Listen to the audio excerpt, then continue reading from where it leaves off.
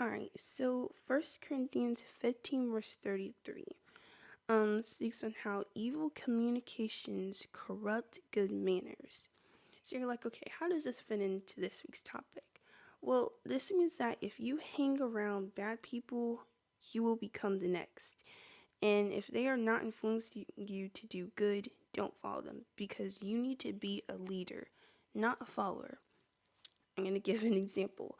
So, if you call this person your friend, right? So, two girls again, you call this person your friend, and in school, she's known to not be the best influence. She's skipping class, she's always talking about people, gossiping, and just not a good influence, doing bad things and things that teenagers, children should not be doing. And if you're around her all the time, just seeing what she does, she even steals, you're going to either A, be the next person to do it, or B, let's say if she steals something, right? Two girls in a store, right? And the one girl that's a bad influence steals something and they get caught. So because that you were with her, and especially this also happens in like law situations too, because you're with her and you didn't say anything, you would also be facing her consequences too, because you were caught with her even though she was the one who stole, you would also be guilty. That's why you cannot hang around certain people. So if your parents tell you to stay away from someone, because one thing is that our parents can see things that we may not see or may not be able to understand. They can see that in other children. So if your parents are like, you know what, stay away from her, you have to listen because our parents are looking out for us. Likewise, even if it isn't your parents, it may be a teacher or um, a very close friend of yours, and that's a true friend. If she's telling you, yeah, that girl that you hang around, and not like for a jealous reason, but if she's truly trying to help you, like, yeah, that girl that you just started hanging around, just seeing what she does, I just don't think that you should be hanging around her. She's not a good fit for us, for you. Just something like that, pay attention to.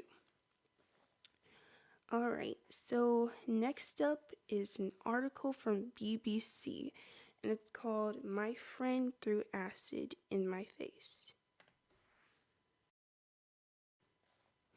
Alright, so the article starts off by saying Naomi only was walking home from work when she became the victim of an acid attack. Her assailant turned out to be someone she trusted. Naomi remembers the moment police told her they'd established that it was Mary who had attacked her, and Mary is her quote-unquote friend. I just felt distraught. I thought she was my friend, and I couldn't understand why she did what she did. Realizing somebody you thought was your friend isn't your friend. It's a kind of grief, actually. To be betrayed like I was, for someone to lead you to your destruction, I was heartbroken. No one is quite sure what motivated Mary. Her friends think it could be envy of Naomi's lighter skin tone, recalling how they once thought that Mary had tried to lighten her own skin in the past, or a twisted expression of Mary's intense attachment to her friend. Love turned to hatred. In March 2014, Mary Conier was found guilty of throwing or casting a corrosive fluid with intent to burn, maim, disfigure, disable, or do grievous bodily harm, and sentenced to 12 years in prison. So, more of the story is everybody is not your friend. And according to the article, I believe they were friends since they were, I think, like very little. And now they're at this time, they're very young adults.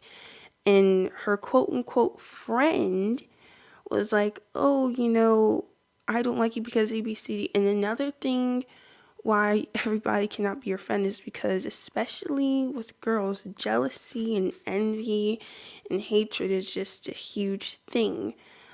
Like it said here, her friends assume that it could be envy of Naomi's lighter skin tone because Mary must have been jealous because she might have had a lighter skin tone. And more of the story is choose your friends wisely, because who you think is your friend can do something like this. And there's numerous of cases like this, not just like with the acid being thrown on people's faces, but many more. It's crazy, but if you guys want to check out the article, you can. Alright, so Sirach 16 verse 1 through 3 talks about how you must not be around wicked children, because if you are, you can get into some serious trouble or even end up dead. And even with this scripture alone, there's just so many articles on it where children, like for example, their parents may tell them stay away from this group or just don't go out at night. And if they're influenced by other children, well, so-and-so is going out, so I'm just going to sneak out and go to this party, and then they could end up being shot dead, being drugged, just things like that. It's crazy. More of the story is, listen to your parents and do not follow after bad examples. Also, Proverbs 13 verse 20 talks about how if you walk around wise men, you'll be wise. So let me put into the perspective of us, teen girls. If you are around teen girls who are known to be good examples, right? They do their schoolwork on time, they obey their parents, just good people overall. You being around them, you're going to be the next good person, because you're seeing the works that they're doing and now they're imprinting on you. And it doesn't even have to be, teen girls. If you see, a younger woman and you see the good things that she's doing and stuff like that, be around her too, because you could learn something from her. However, though, if you hang around the foolish, you will be destroyed. Like I said, this example can go for so many things. Like I said, you want to go follow other children to a party, and mind you, these children aren't supposed to be out. Their parents sure as well don't want them to be out, but they don't care, so they're just partying whatever. And because you're not supposed to be there, somebody comes and shoots up the place or something like that, and you could end up dying. And now your parents are heartbroken. So that's something to keep in mind. You really want to be around people who will help you, uplift you, and are good influences. Because, for example, if they're known to be the talk of the town, always in boys' faces, stealing, trying to get you to do trouble with them, or anything in that matter that goes against the Bible, and they are not your friends. They should not even be considered your friends. Now, of course, people slip up at times, so, that's where you give them a chance. But other than that, you need to be extremely critique about who your friends are. Have like a rubric or something. So yes, that is very important to keep in mind.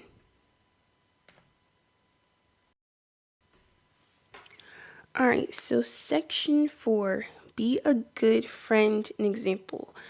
So before I even start this, not only when you find a friend or are looking for that treasure, like it says in Sirach 6, you also want to make sure you're being a good friend.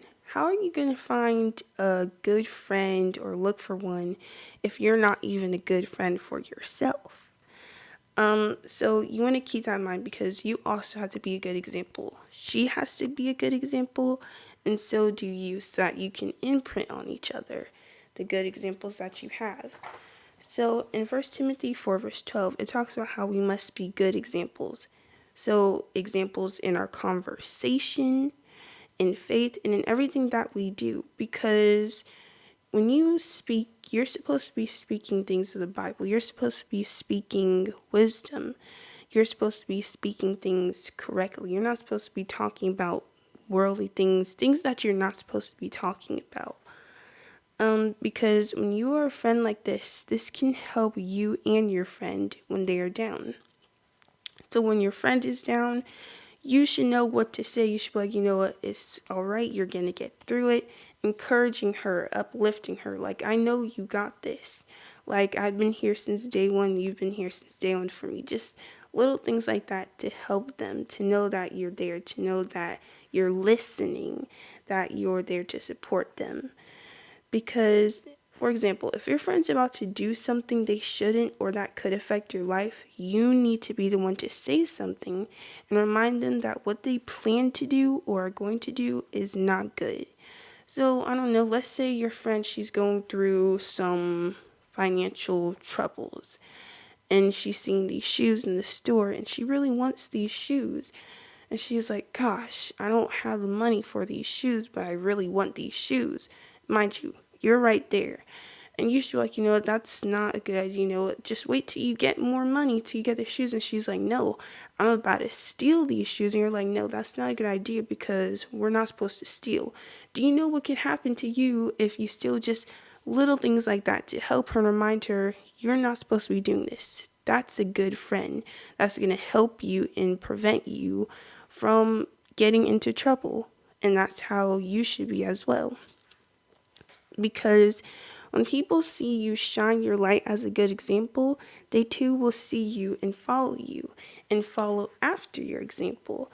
So remember, be a leader, not a follower. Because if you tell her that, like, you're not supposed to be doing this, you're not supposed to be stealing, you go to jail. She's like, you know what? I will just wait till I get more money. You're right. I was out of the spirit. I wasn't thinking correctly. You're right. So little things like that, because even when you're going through something or your friend is going through something, they should be there and you should be there to help them. And even friends go through things like friend trials, just little things like that too, or things that can test their friendships, and those you also have to overcome because those are very important in building your friendship. Closing. As we close this week's episode, I hope you all understand what a friend is and how to look for the right ones. Remember the acronym FRIENDS to help you find your friend. And remember, as Sirach 6:7 says, prove your friends and don't be too hasty to call everyone your friend. This is your host, Havila, closing out Virtuous Voices. Shalom.